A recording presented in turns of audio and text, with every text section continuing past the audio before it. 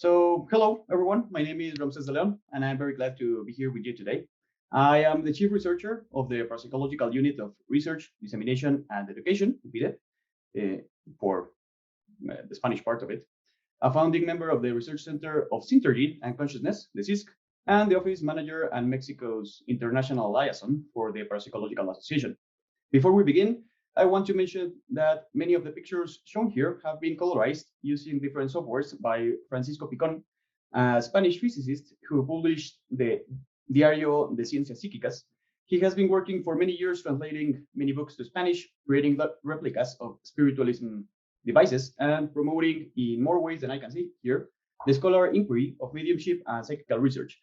So kudos to him for his labor and great pictures. And let's get started. Okay, so before we begin, I'll share some short definitions about the phenomena I was asked to share with you. We could define spirit lights as luminous phenomena usually associated with mediumship or even shamanic trances.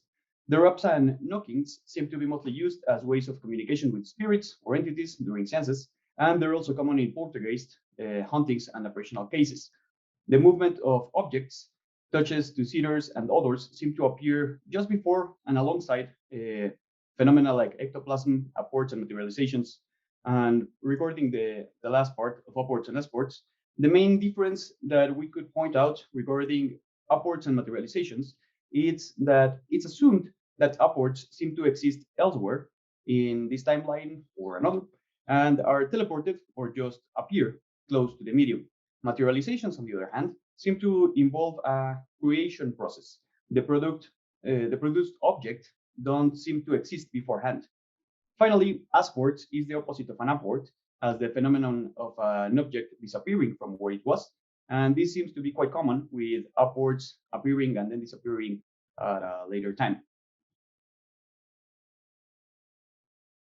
So let's start with spirit lights.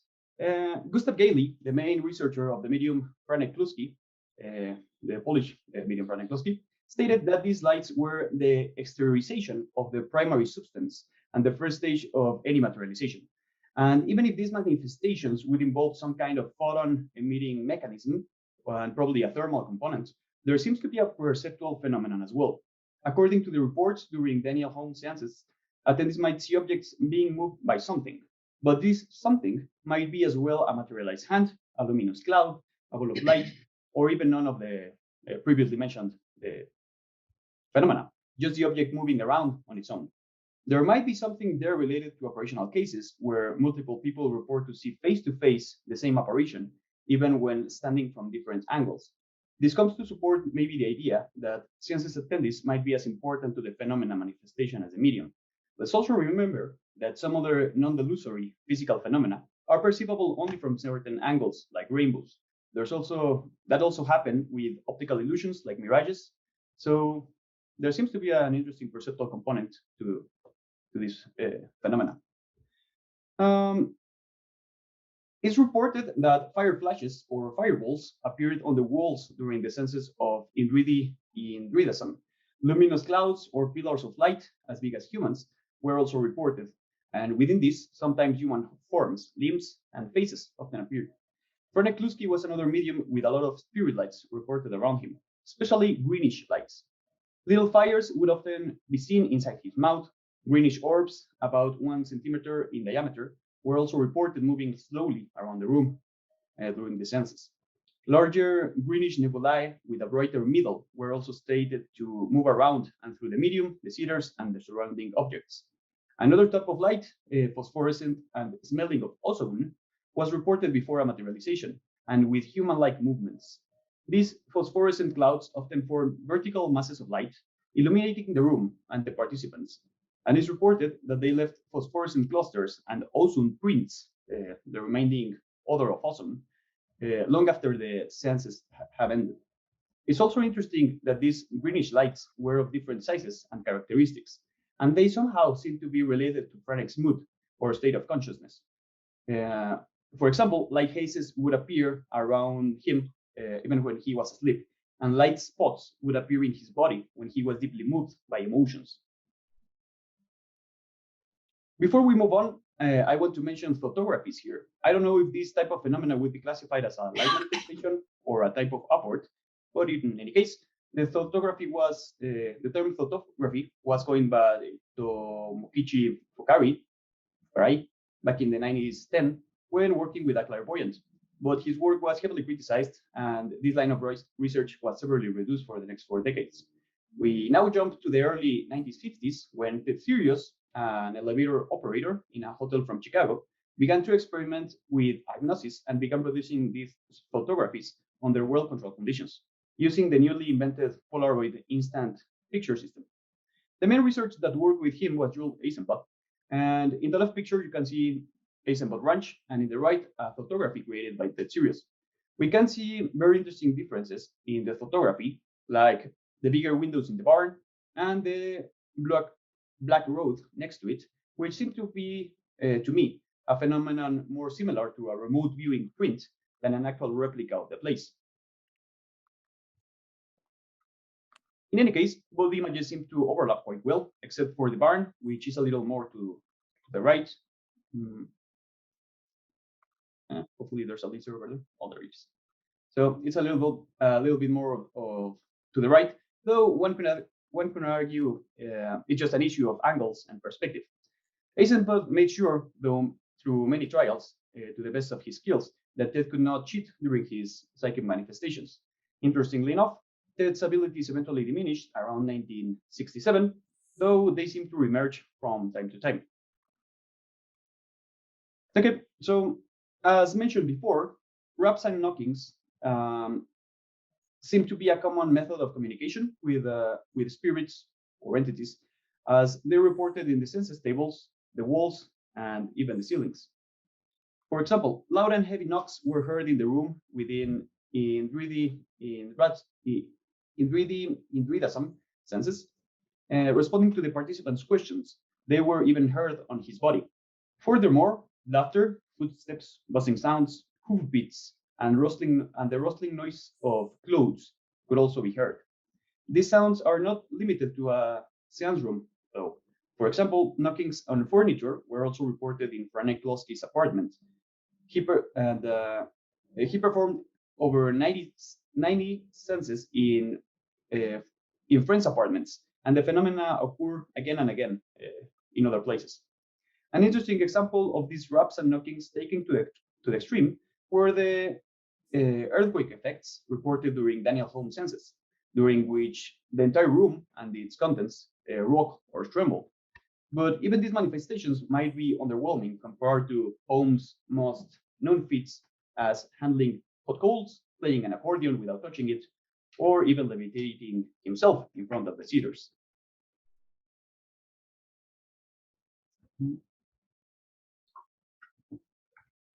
Even though most of the previously mentioned phenomena might find rejection from anyone who hasn't attended a live session, the kinesthetic experience with the cedars when handling or touching a materialized limb must be one of the best subjective experiences to transform a skeptic into probably a believer, or at least made you doubt a little bit about your perception or conception of the world and this type of phenomena. Cold breezes and hot winds strong enough to blow even papers were part of Indridi's senses, and cedars also reported being able to interact with materialized limbs or body parts and stated that they felt solid to the touch. But this seemed to be a two-way experience, as participants also reported the sense of being touched, pulled, punched, and even kissed by these materializations. Breezes were also reported in Eusapia Palladino's trances, curiously enough, coming from a scar on her forehead, as reported by Herworth Carrington. There's a lot of accounts from the participants' interactions with the materialized hands produced by Daniel Home, even though there were reports of them being sometimes cold and sometimes warm. I want to share a quote from Sir William Crookes about them. Quote, "I have retained one of these hands in my own, firmly resolved not to let it escape. There was no struggle or effect made to get loose, but it gradually seemed to resolve itself into vapor and faded in that manner from my grasp." End of quote. It may be worth mentioning that Franek Klosky often seemed to absorb other people's physical condition, which might be some type of interaction with his body, at least in some sense. Regarding odors, these may be produced in the absence of any, or are reported to be produced in the absence of any visible object with which they might be associated, are also a common thing during physical mediumship senses or sessions. Fragrant smells and also seaweed were commonly reported around iridescent presence. The sweet odor of roses was also reported before Carlos Mirabelli's materializations, though that's a little bit of a mixed case. And as mentioned before, the smell of ozone was quite prevalent in Franekluski's senses, but the smell of alcohol, flowers, fruits, leaves, and incense were also reported.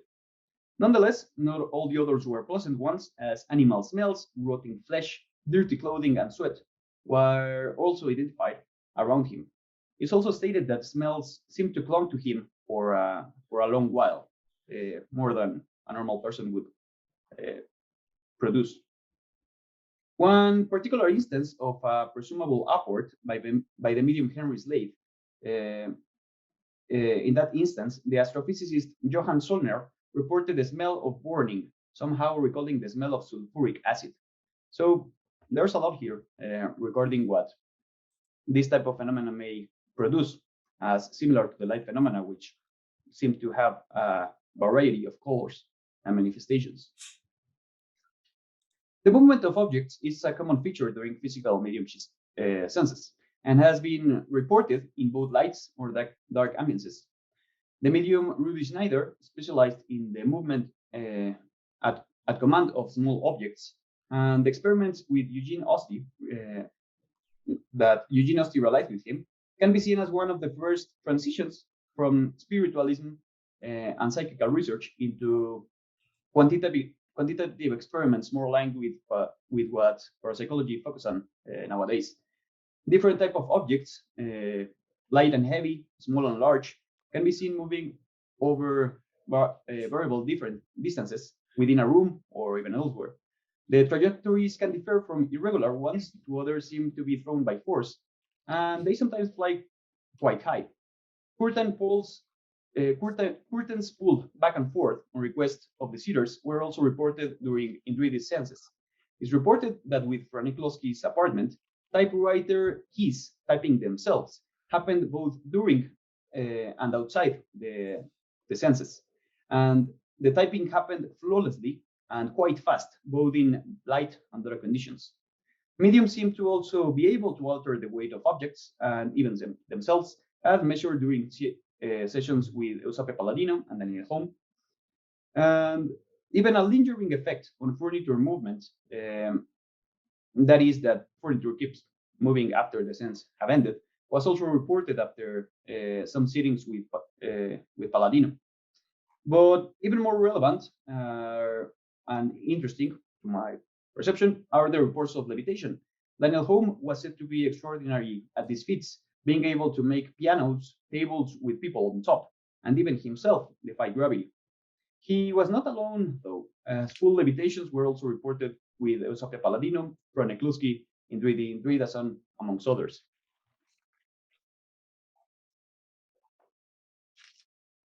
Okay, so regarding apports and asports, multiple mediums, especially during the spiritualism apogee between the 1850 and 1920, have been reported to produce apports of some sort.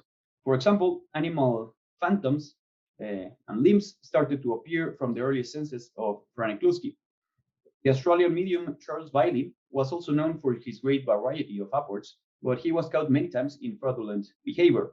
But stones, metals, and other type of different type of animals could be seen or perceived being apported during his senses.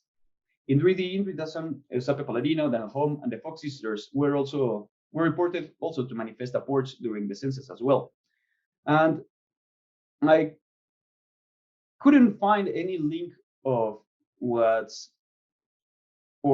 solid hypothesis to what asports or when those asports may happen. So it's a little bit difficult to assess the method, or at least hypothesize some links or psychodynamic phenomena to determine which apports will Apport afterwards, but we'll go there in just a few minutes with another case. In any case, Amir Miden, a Brazilian secretary who eventually turned to mediumship, was researched by the legendary Stanley Krippner at the beginnings of the 90s and produced many apports during Krippner's research, including different types of jewelry, gems, and even a book at some point. Regarding his motivation for producing apports, Amiden stated that the apports came not from him, but from the spirits who wished to prove the existence of a spirit world and the life after death. Nonetheless, lack of high-quality experimental controls, inadequate instruments, and lack of time were research flaws noted by Krippner and colleagues in their reports. Video recordings of every session were attempted, but unfortunately, when the films were developed, they only showed a long black line over a white background. Religious leader Sai Baba was also examined by parapsychologist Carlis Osis and Erlendur Haraldsson regarding his supported miracles, which ranged from sweets to jewelry from a younger age into religious objects as the sacred ash vibhuti and multiple fruit kernels or double fruit kernels as rudraksha, which are very valuable there, and even medicine to deal with heavy sickness. Even so, he didn't believe in science, and controlled investigations were never carried out with him. So I'm gonna move along to a present case that we're researching right now here in Mexico. As I transition to the controls and maybe interesting analysis that could be made nowadays with the mediums or physical mediums. So for a little introduction, the case at hand develops in Mexico City surrounding a 55-year-old married salesman who I will refer as HM, and his wife, a 46-year-old married woman, which I'll refer as LP. They are wealthy but not rich, unaffiliated to mediumship, and with presumable recurrent apports since 2016.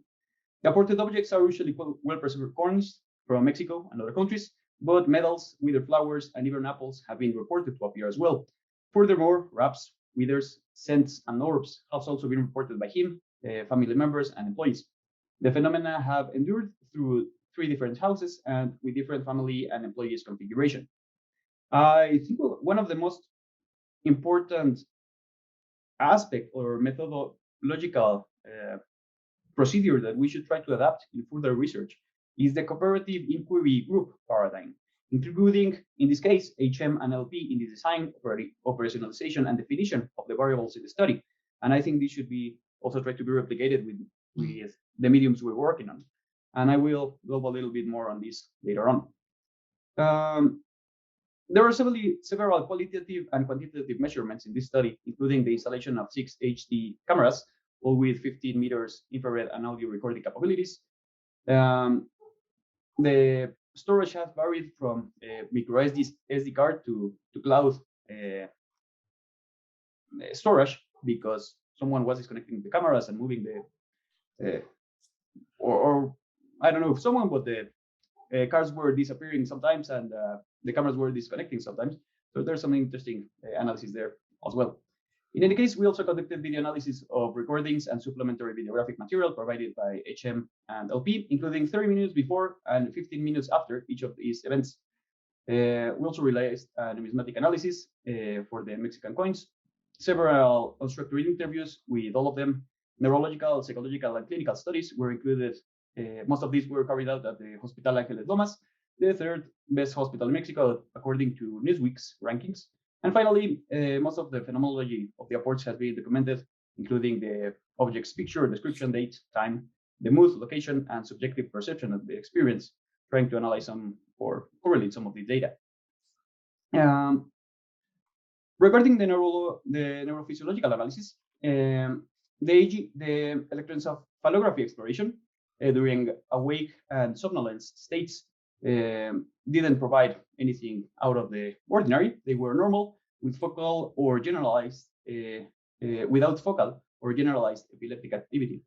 The magnetic resonance Imaging exploration showed no evidence of intracranial hemorrhage, infarct, midline shift, or mass effect. The clinical analyses were mostly normal, though a pre-diabetic diagnosis was found. Complete blood counts showed no relevant alteration, and the urine and thyroid analysis and profile were within normal limits. This was run by at least 6 different medical doctors and clinicians, and was quite expensive. But I think it's the first part of procedure that we must try to discard. It's also worth mentioning that these studies were only applied to HM, as it seems that he was the focal agent for the phenomena.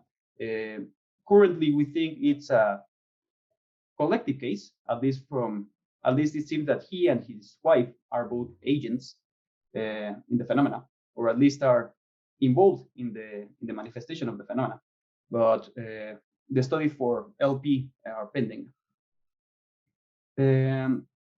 Additionally, 14 cognitive and projective psychometric tests were applied at the Instituto Mexicano de Neurociencias, which you can explore on the right side of the slide. According to the Wechsler scale, HM has an average brilliant intelligence. Further exploration revealed depressive episodes because of his mother's passing,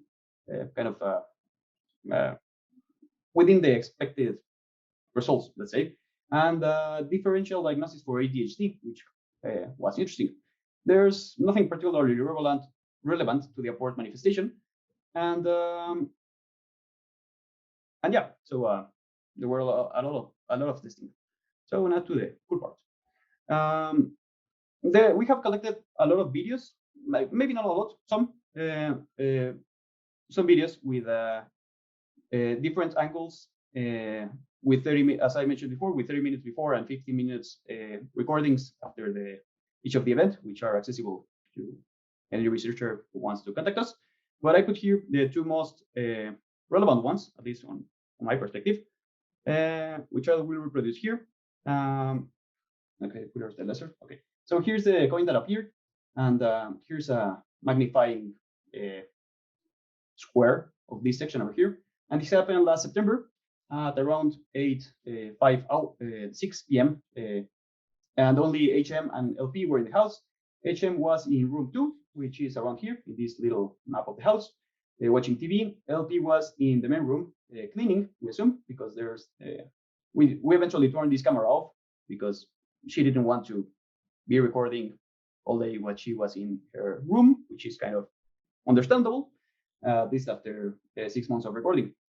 And the coin, one of the interesting parts of this phenomena is that the coins make sound 1.5 seconds before appearing, which I guess some of the physicists here would make maybe some assumptions of it.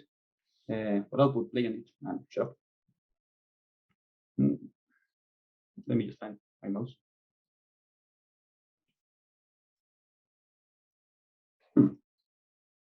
Okay, 1 second. There we go.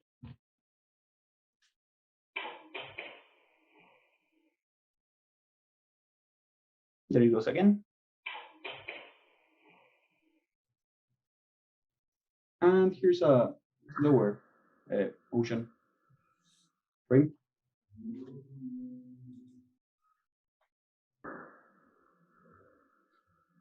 It's quite interesting because it makes a bouncing sound before it makes a bouncing sound, even though it doesn't seem to bounce anywhere. In any case, this is another of the videos in October 22. Then again, they were the only people in the house at 9, almost 10 p.m. in the night. HM was in the bathroom, LP was in the main room, and the coin makes a sound 1.7 seconds before appearing. And another coin appeared in the main room, though there's no video available because that camera is turned off. And as you can see, the coin appears next to Ponzi, the dog, which is a little bit difficult to see because it mixes a little bit with the background. But you can see the difference here when it haven't appeared, and here when it has appeared. There's a little coin, which is this Spain coin over here, and I'll put it.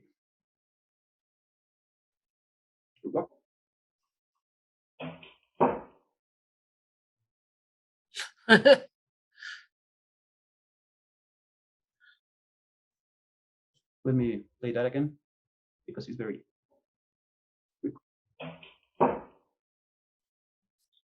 There's also seemed to be a little electromagnetic anomaly before these apports happen, but they seem to also replicate every 6 to 10 seconds. So I think that's just an intermittence of the cameras, but further analysis would be interesting. Okay, so finally, I want to finally mention some electromagnetic alterations. When Froniklowski was around, compasses needles were affected by his proximity, as well as electrical lights. A friend and work colleagues jokingly reported that they always knew when Klosky came to work in the editorial office, since lights would begin to flicker and became unreliable. Klosky might also become agitated before and during a storm, with something like an electrical discharge going through his body. Tingling and stiffening of toes and fingers were sometimes bluish flames streaming from the ends of his fingers. It's maybe worthy to remember that Eusape Palladino also exteriorized some types of bluish flames. There's also worth mentioning the infrared beam disruption that Rudy Schneider seemed to exteriorize when the movement when I don't remember his the researcher name right now, but he was trying to measure or detect the exact time when a movement of a handkerchief or a flower happened, seemingly produced by Rudy Schneider with an infrared beam detector, and it never seemed to actually disrupt or distort the beam all the way, but only in certain percentage. But that seems a little bit of a magnetic alteration to me, but I'm not a physicist. Regarding controls, I would suggest that, or I would report during previous examination that the examination of the room, the physical examination of the medium, the physical examination of the medium's clothes, and even providing different clothes by the experimenters.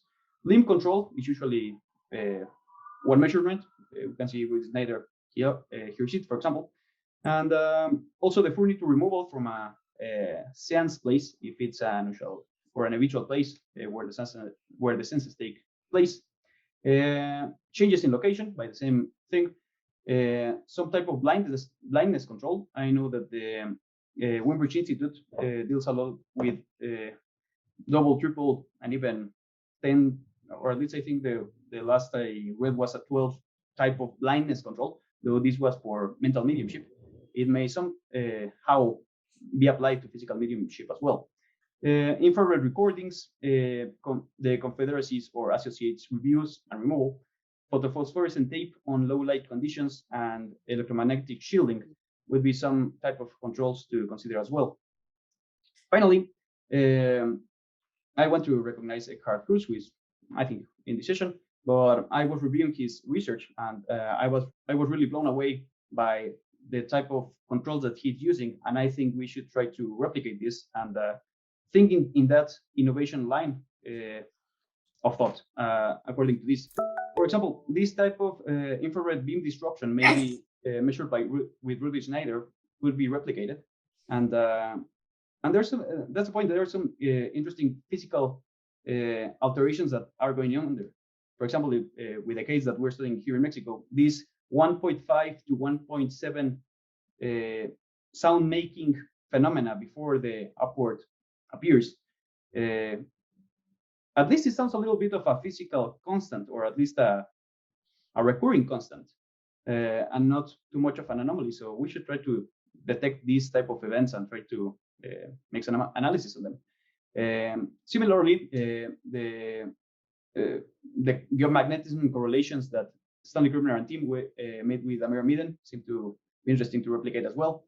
There's also many psychological aspects, psychodynamics of it, or of the psi manifestation.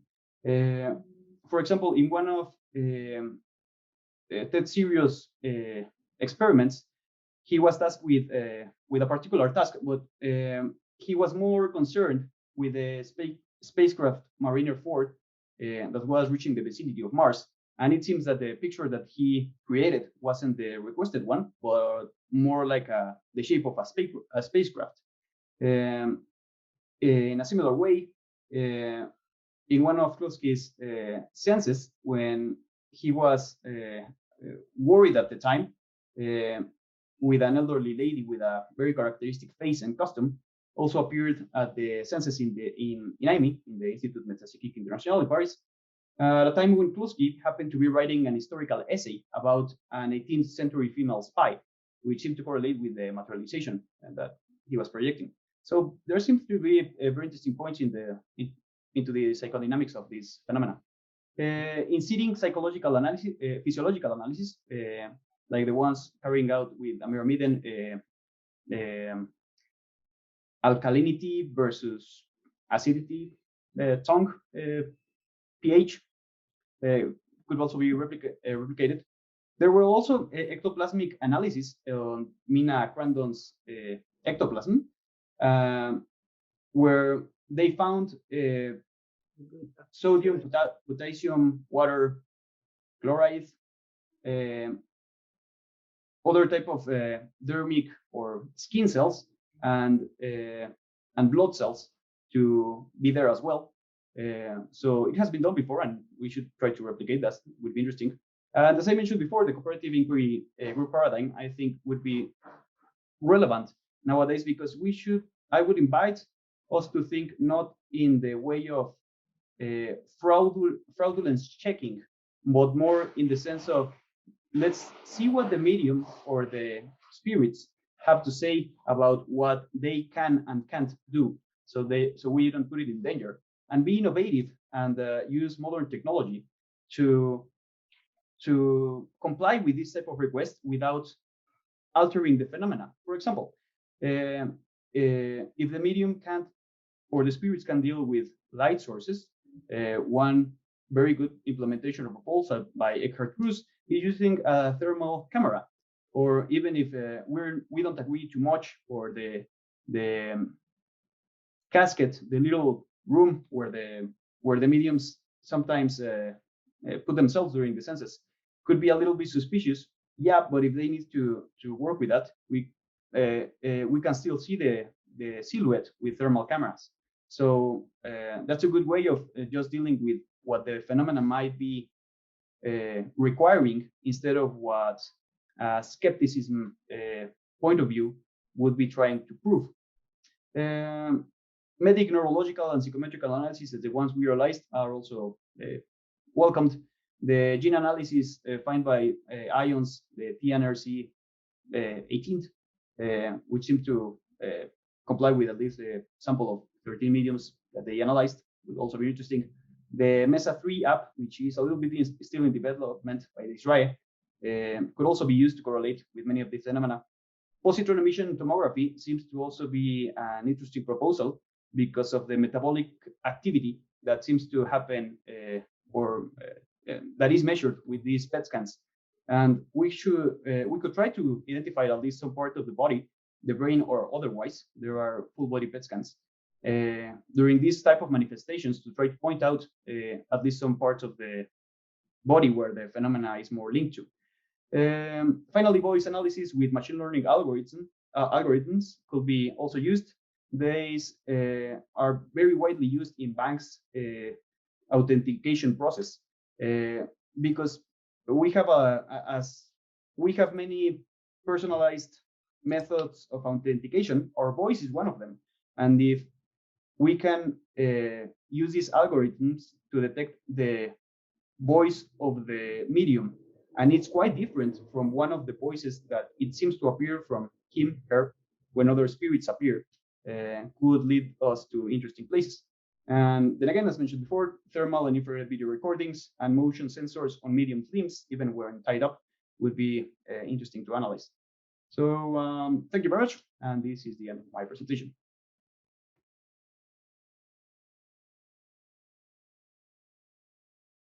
Welcome back. And thank you, Debra, for being willing to finish your presentation. That was really wonderful, and it'll be nice to be able to have a discussion about it. So whenever you're ready, you can go ahead. Okay, great. Yes, thank you so much for giving me the opportunity to finish. And this portion really is about my own personal experiences.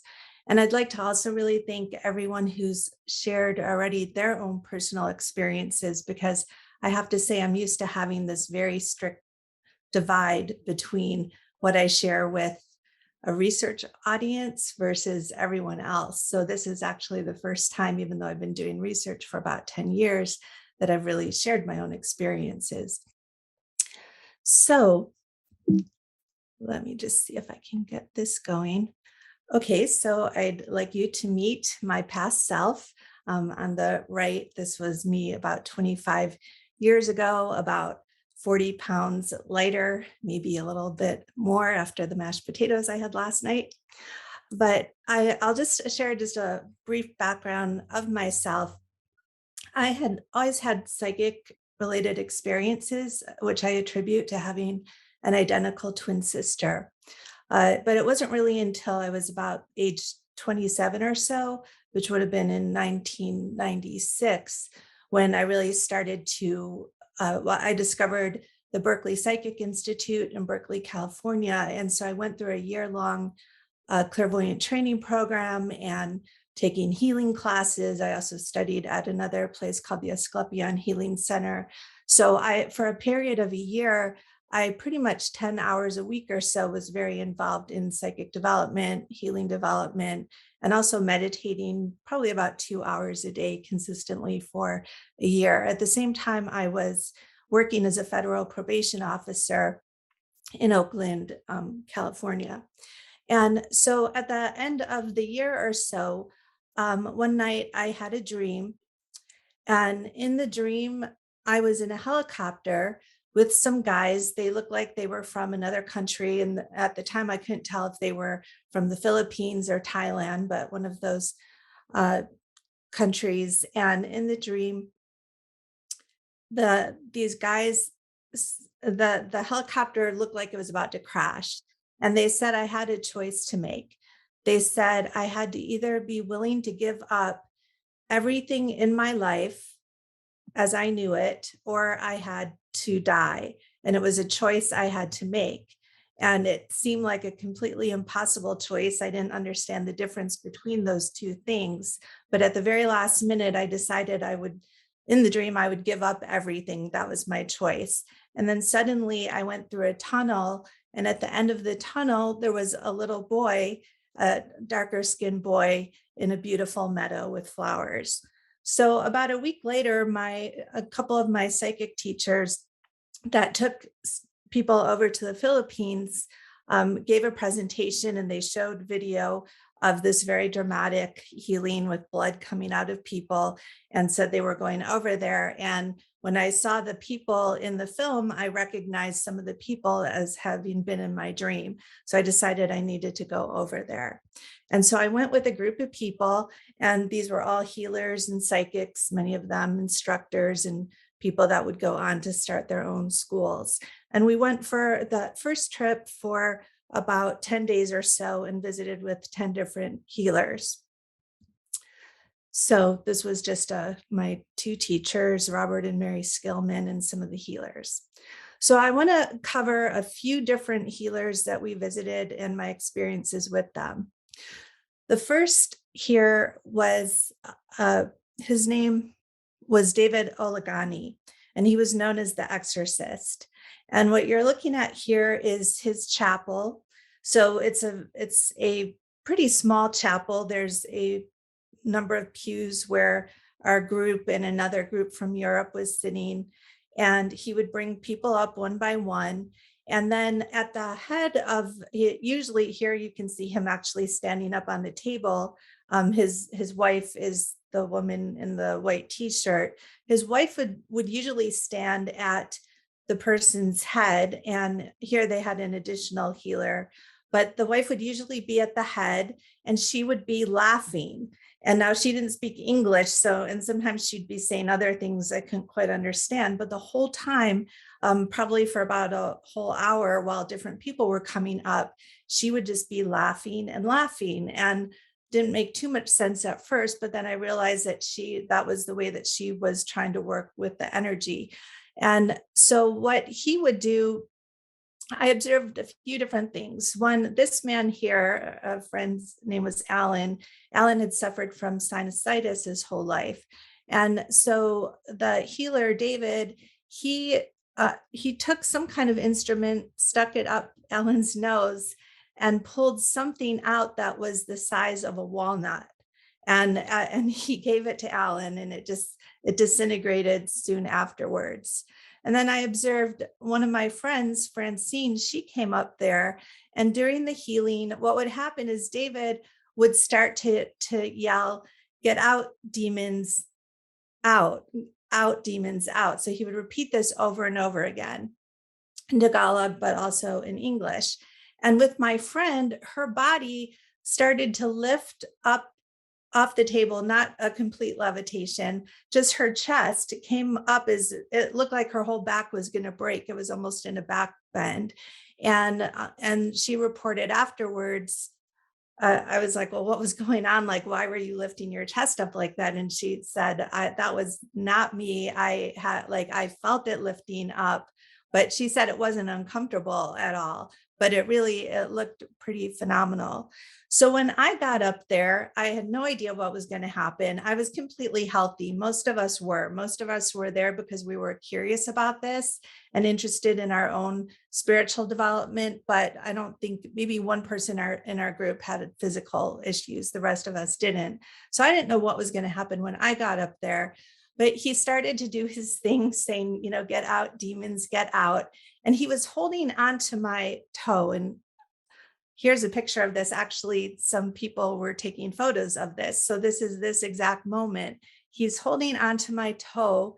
And I started to feel the most excruciating pain. It started at my hip area and seemed to go through my leg, out my foot. And it got so uncomfortable, I wanted him to stop. So I started to tell him, stop. And he wouldn't. He just kept going on with what he was saying. And I remember being in this dilemma where I actually wanted to kick him so he would stop. But we had this audience there. And I thought, well, gosh, if I kick him, they're going to think that maybe I'm possessed, that this isn't me. But I just want him to stop. So I did kick him a little bit. And then it was over, sat down. Well, we went back the next afternoon, or either that afternoon or the next day, I can't really remember, but there was another group of Europeans who had come in as well. And so I was just feeling like, I don't know what happened, but I was suspecting that maybe he took a knife, or he had to have had a sharp instrument going into my toe. That's what I had decided. So I'm sitting there watching other people receive their healing. And a woman comes up there, sits down on the table, and he's in the middle of it. He stops, he looks out at us sitting in our seats, and he points to me and he gestures for me to come up. And so I was like, oh my gosh, what does he want from me? I don't even like this guy. So he brought me up there and he had me put my finger, just one finger on the woman's toe. And then he held on to my arm. And then he started to do his spiel with the out demons, get out. And she started to scream out in pain. Now I was just gently touching her toe, hardly any pressure. So I thought that was very unusual. He explained later that he was drawing all the pain out of the body and out of the soul that had been with the person for maybe a whole lifetime, extracting it through there. And that spirits oftentimes will go in and out through a person's toe or head. So just a little follow-up on that. A few weeks later, when I got back home, I had been taking classes in aura healing and hands-on healing. And I had a friend, and we often did exchanges, aura healing. We're just kind of running our hands through each other's auras and visualizing energy leaving. No, not sure if it's working, but hoping that it is. And at some point while I was working on her, I started hearing his words in my head, out, you demons, out. And I thought, oh my gosh, like, is it possible that maybe I might be able to do what he did? So I didn't tell her what I was doing. I just started to visualize her feet and the energy leaving her feet. And she started screaming, ow, what? There's this horrible pain. Stop it. You're hurting me. So that was pretty interesting. Now, the next healer I'd like to talk about, some of you may have heard of June Labo. I have it misspelled. It's really Jun, June Labo, who has been dubbed the Muhammad Ali of healing. He's been very well researched, though I'll have a little bit more to say. People have said that they've tested the blood that he comes out of people, and it tends to be human blood. And that was considered good evidence. And I'll share why I don't think it's such good evidence in a little bit. But just a little background here. So he has this huge estate. He primarily heals Europeans or Americans, not other Filipinos. And let me just see here. I'll go to this slide. So what happens is that you come into a chapel. That was this picture here, his chapel, and you sit down and you meditate for a while and pray before it's your turn to come into pretty much the hallway before you get into his healing clinic. And usually there's a whole line of people in the hallway already. Now, when I sat down in his clinic, and I ended up being there at this point, but my two other times I went back to the Philippines, probably a total of 20 times. And I would say every time I sat down in there, I would feel massive amounts of energy moving through my hands, through my body. So it was some of these experiences that I didn't feel that in other places. I also didn't feel it during the healing itself. But it was these types of things that would make me feel like, okay, something is happening here, and to trust it more. And I think that this is important just in understanding that, there's so many other experiences besides just what you see that will at least make you think something's going on here. But of course, it's very easy to just attribute it to the healer. So we meditate, and then we have to take off our clothes because he's working so fast with people. So that's a whole experience in itself, to get used to being naked in front of a bunch of strangers or your friends that you're there with. Now, what we're looking through is a glass partition. So he has it's a very little room, and he has a couple rooms side by side, and they're glass. So the camera angle is standing in the hallway looking into the room. And he was very dramatic. Some of the other psychic surgeons, you just see a little bit of what looks like blood or tissue. He was very dramatic. And sometimes you really had to be careful, because if you were not far away enough, blood would just be squirting out like massive amounts. Like some people would get covered in it. It would just squirt across. Now that was not all the time, but I saw that probably maybe I probably witnessed about 100 of his healings, and maybe about like 5 of those had the really dramatic squirting out. But there would be other substances that sometimes it would look like pus or kind of white stuff coming out. And it seemed a couple of people that had cancer, not from our group, but other groups, it appeared that something white came out in those cases. Now, I received many, many healings as well, but I have to say, when you're receiving this, you really can't tell what's going on. And what the healers will do is that, like, you start to see, there's some kind of like, it looks like kind of blood, thick blood type masses. So kind of like blood clot type things, but big ones. And you'll start to see some of that forming, but until they show it to you, you can't really see it too well. You just get, because you're laying down. So I would say that anyone who's receiving a healing really is not the person to assess what the heck is going on and is this real. The other thing is, you can see, I'll go to this picture here. This is me lying here, and you can see how his fingers are, to me, his fingers look like they're folded over. Now, some people say like his fingers are actually inside the body, but they always kind of looked a little bit to me like they were just kind of folded over. And I want to say, like, I'm talking right now from a perspective of more skeptical now than I was at the time. And I'll explain how that happened. At the time, I was still skeptical, but I was really very, very open to that this may really be real. Now, anything else I can tell you here? Well, one more thing. So this was another guy, I think his name is Agpino, and he worked also in June's clinic, but just off to the side down the hall. And he has worked with him for many, many years. I'm not sure if he's still alive. June is still alive, but I don't know if he is. So he would do similar healings, but far less dramatic. He was definitely not considered the star of the show. Just a couple more things I want to, I'll get back to June in a little bit. But so he would heal similarly. Now something happened. One day we were there and he was working on our hands. I didn't know why he was working on our hands, but we stood in a line and he just, he supposedly did hand blessings on us. And there was some blood coming up for some people, I don't think for myself. The interesting thing for me was maybe about a month later, I had already, in my development of my other psychic abilities, I had already become very sensitive to feeling other people's emotions in my body and kind of having my body already be a barometer. So if an upset person was about to approach me, I would feel something in my heart area or my stomach area. So I already had that going on.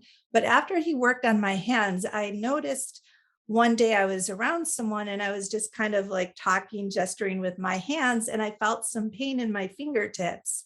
And when I would like go to the right side of them, and it turned out that they had just injured their shoulder.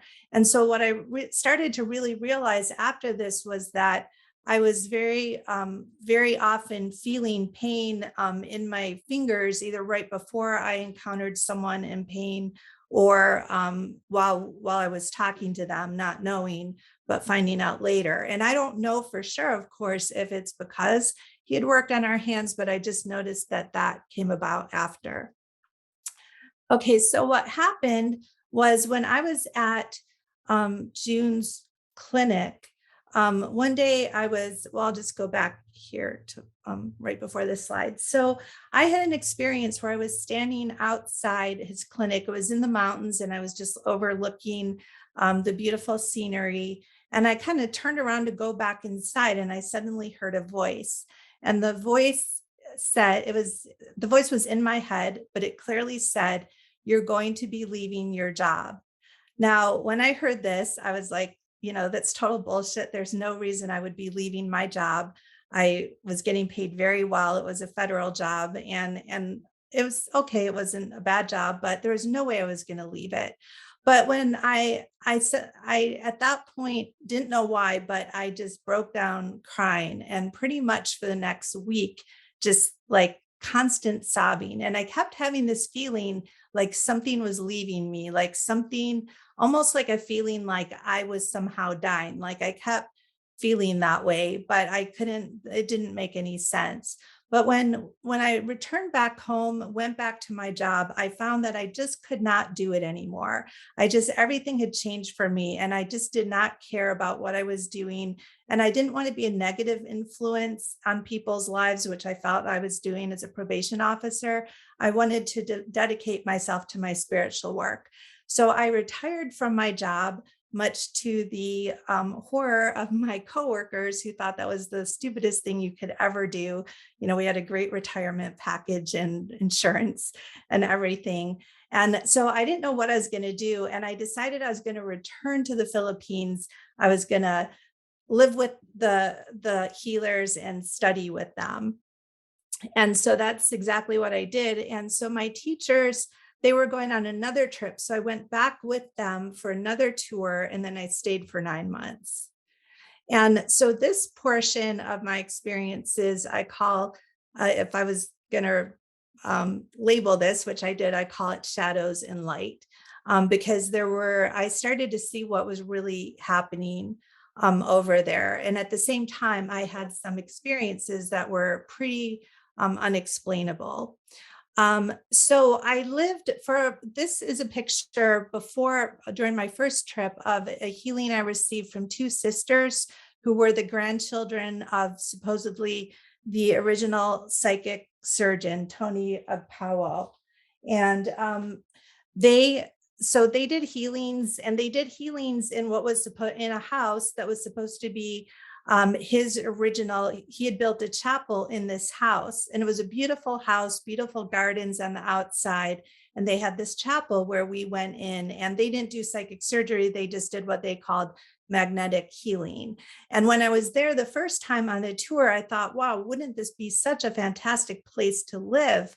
And to be able to stay there. And I set the intention that someday I was going to actually somehow be able to stay there. And that's exactly what happened. I found my teachers told me that she had a boarding, she took in boarders and had a room. So I went over there and stayed in her room. Well, what I found out one night, the healers would oftentimes tell me that the best time to meditate was at midnight, because that's when the spirits were most active. So one night I'm there on the third floor of the house, and I think, oh, this will be great. I'm going to go into the chapel and I'm going to meditate there, because that's where I'll be able to meet up with these healing spirits. So I go there in the pitch black. It was completely filled with what I found was bags of rice. They were just using it as a storage room when the tourists weren't there. And as I'm sitting there meditating, I start hearing these weird noises. And it turned out that there was a couple having sex right among the bags of rice. And so as it turned out, this healer's sons in the house were all like going after the maids. One maid was getting molested, and I had to spend what little money I had, or I felt like I did, on getting her back home to her parents. So there was all sorts of things going on. And so that were just not what had seemed when we were on the tour. Now I'm going to go a little faster here. I ended up leaving her house and ended up staying with her niece, Joy, on the left here. And they lived in a little town called Pangasinan, where the original psychic surgeons were supposed to be. Now, this man at the bottom on the left was a longtime medium, and it was really interesting to watch him work. What would happen is they had just this little church. Everyone lived, they had no electricity, no running water in this little village. But we would go every week on Saturday nights, and they would do all sorts of healing training for the younger people, and they included me in this. So we would do magnetic healing. We would learn how to do preaching.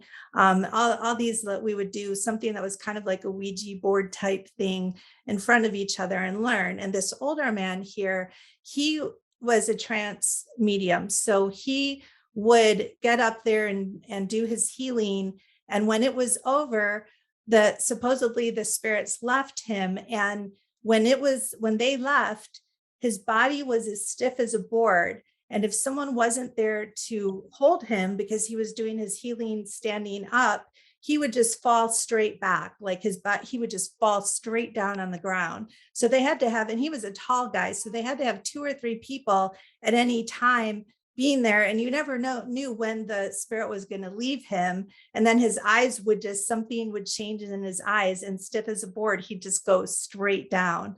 Most of the time they caught him, but not always. Now, I just want to share one case here, and then we'll start to wrap things up.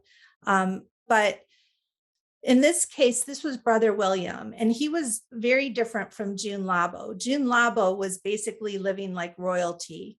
And again, June Labo would only treat European and American visitors.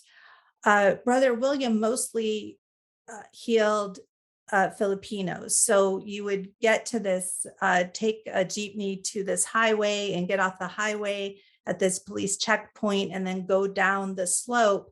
And you would find it looked like you were just going into the jungle, but then you would find an outside sitting area, usually of maybe 200 people or so. And they were almost all Filipinos. And then he was called the kangaroo healer because he would have 2 tables side by side. He would work on people very quickly, and he worked under an open, just a canopy, while everyone else was sitting there. And usually there was a whole group of people surrounding the 2 tables, watching, and his assistants.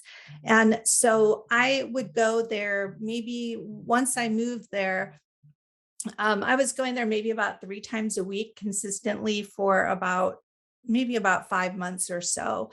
And so I watched hundreds and hundreds of these. After a while, it got kind of boring, but he would put his hands on a person, and then you would see the blood, you'd see the tissues coming out. Now,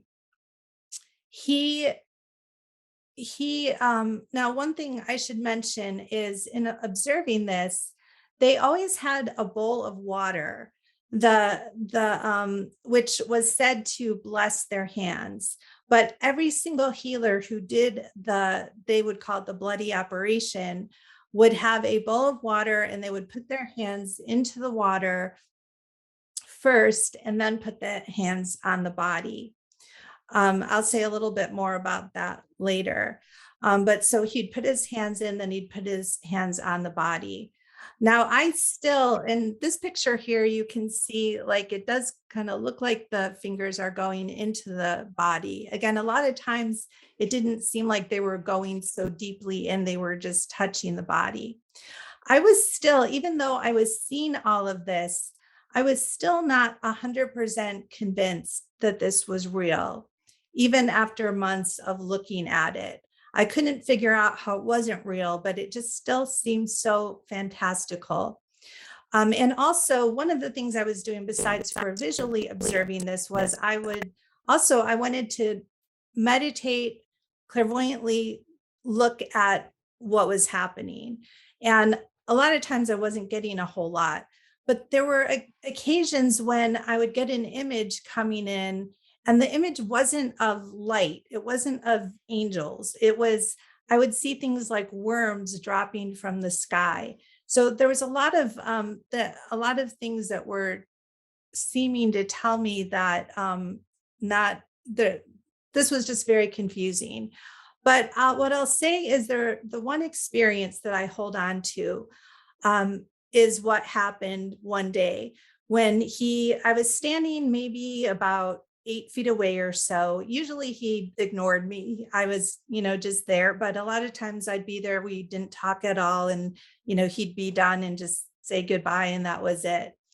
Well, one day he gestured for me to take a tweezer off the wall. And it was a very large tweezer, and it was hanging on a little rope. And so I grabbed the tweezer, and a woman had just laid down on the table.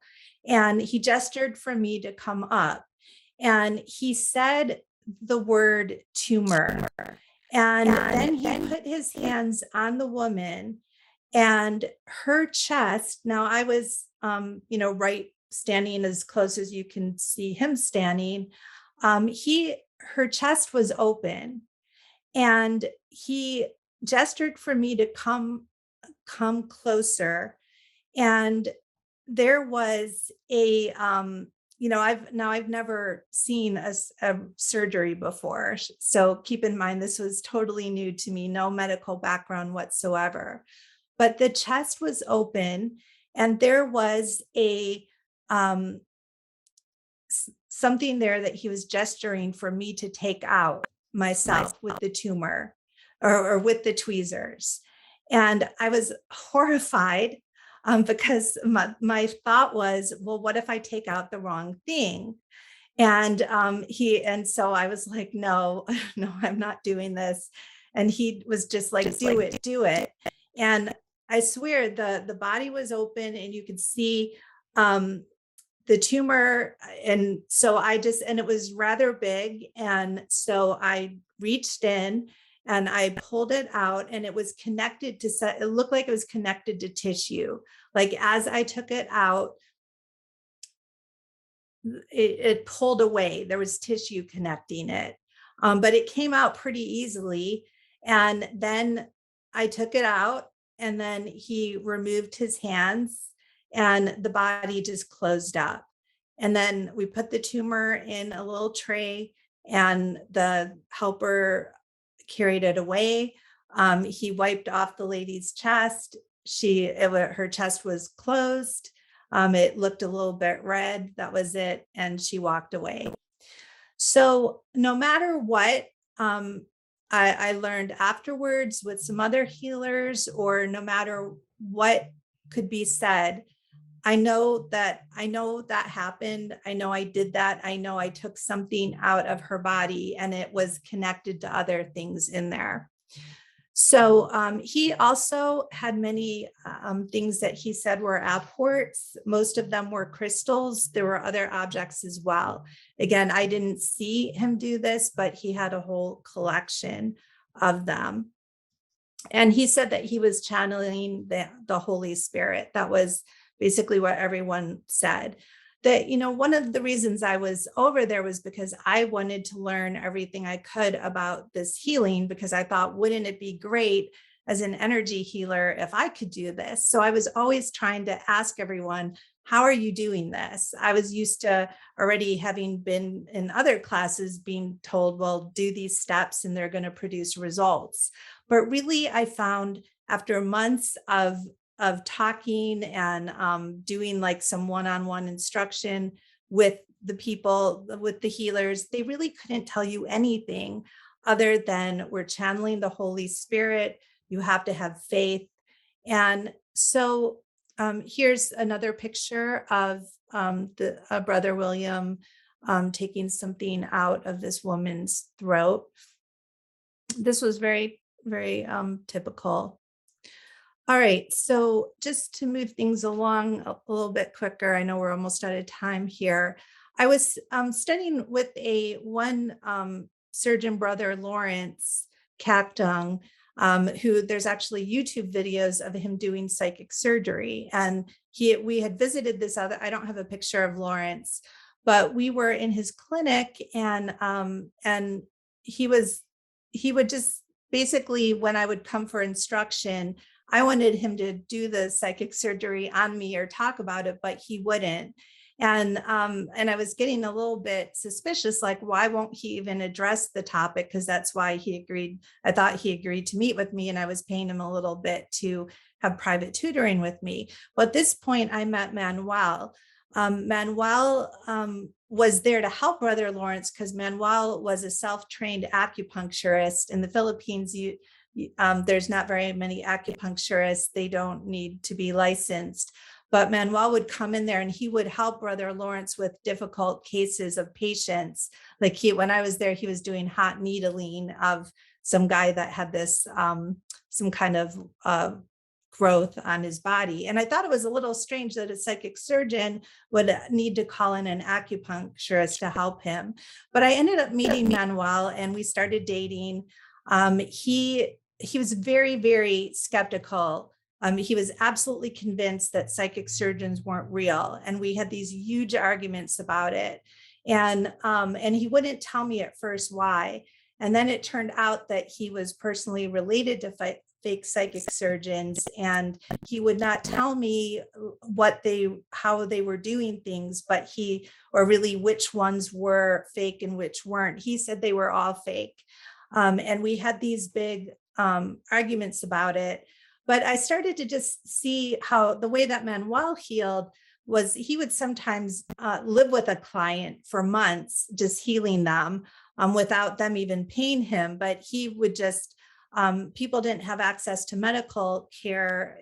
So many people didn't. In the Philippines, even if you're dying, which I saw this, we worked on people that were in cars in the hospital parking lot, because if you don't have money to actually buy all the medications, including like your drip bag, your IV. You have to have your relatives buy all this stuff for any kind of surgery. So if you come in with a heart attack and don't have money for that, you get turned away. And so Manuel was treating a lot of those kinds of people. And it made me realize whether or not the psychic surgery was real or not.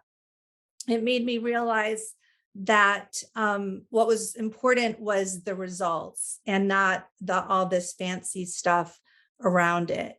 Now, what happened was I ended up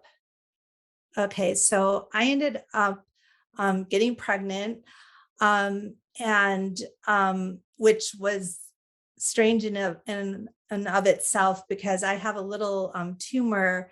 It's a benign brain tumor that had stopped my cycle, and I was told that I could not get pregnant, so I wasn't too worried about it. And that I probably got pregnant immediately as soon as we started to go out.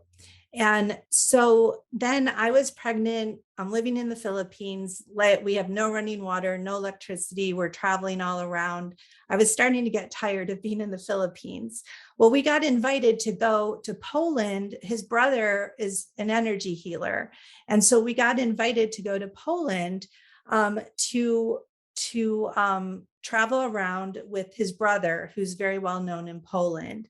Now, I didn't know at the time that his brother was doing psychic surgery. I thought he was just an energy healer. And so we ended up, it took quite a while to get us to go over, but we were going to accompany them. I was going to do some just energy healing along with them, even though at this point I didn't have a great plan I was already 4 months pregnant. But we went over to Poland. And what I found out when we got there was that Harry was Manuel's brother, and his friend, I don't have a picture of Harry here, but I have a picture of his friend. His friend is the son of the healer that worked on our hands, that worked in the clinic of June Labo. So Manuel's brother and this guy here, his friend, is the son of the healer who works with June Labo. And so the two of them are very well known in Poland. And so we arrived there, and the organizers, our plane got in late, and the organizers said, we don't have time to go to the hotel. They had the luggage had arrived, or it was going to arrive later, or it had arrived somewhere else. They were separated from their luggage, and they were about to have to heal like about 200 people, and they were freaked out. And I found out, because they still were not, this is kind of like the mafia, like they are so close-lipped about what's really going on. But they were freaked out because they needed what was in that suitcase to do the psychic surgery, because that's the materials that they use to fake it. So I found out at that moment that these guys are fake psychic surgeons. I wouldn't have gone with them if I thought that's what they were going to be doing when we went to Poland. So now I'm with these fake psychic surgeons that I don't know even what they somehow got their luggage. Now, since then, Manuel has told me that sometimes when healers are traveling, they will go to the Red Cross and they'll get human blood. And that's part of how if they don't have the other materials. He has not been able to tell me in detail, and I don't know if it's because he doesn't know, or if he's how much he's privy to all this. But he said they will use animal blood. But if he said if anyone wants to investigate what's coming out of them, human blood is not evidence. It would have to be, the only evidence, as far as he's concerned, is if the blood tested as the same blood type as the person. Now, since these are manifestations, my thoughts on that is, well, would it still be the blood type? Because we're not talking about just, regular surgery here. We're talking about something materializing. So the assumption that it should be that person's own blood type, I know if that's the correct assumption. But basically what happened here in Poland is when I realized, I felt like I was in this big predicament because I knew I was with guys that were being fraudulent. And I tried to talk to them and say, would you just not do the fake psychic surgery? Because they did say that, and Manuel said too, that they really do energy healings. It's just that they feel like people won't believe it if they don't do this other stuff. And probably they won't pay as much either, was my thinking on that. So I was in this predicament. And so one night I was just so upset about this. I just started to pray and, what should I do here? I do not know what to do. And so I prayed for about an hour, fell asleep. When I woke up, I discovered I was bleeding, and they rushed me to the hospital because they thought I was having a miscarriage. As it turned out, I wasn't, but the baby had dropped, and they said that if I didn't leave and go home and just rest rather than traveling around, I would lose my son. And at that point, even though I was so disappointed that my travels were going to be over, it helped me realize what I wanted more than anything else was to, have a healthy baby. And so, next slide. Oops. Oh. And so I did. So this was what I consider to be the biggest miracle of what came out of this. These are just pictures of my son at different stages of his life. He's now 22 and he just had his own baby and another one on the way. And we did go back. Manuel was not able to get a visa to come to our country for about 3 years. And we split up at that point.